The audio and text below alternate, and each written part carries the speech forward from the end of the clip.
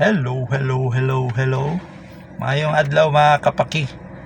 Ayan. Maulan po yung biyahe natin, no? Simula kaninang umaga nung natungtong na tayo sa bandang Quezon Province, no? Andito na po tayo ngayon sa intersection ng papuntang Daet, intersection papuntang Matnog tsaka Legazpi. Okay, kung nakikita nyo, ang Matnog po is 342 kilometers away dito sa ating kung saan man tayo ngayon, no? So again, maulan-ulan po yung biyahe, posible dahil to sa Bagyong Basyang.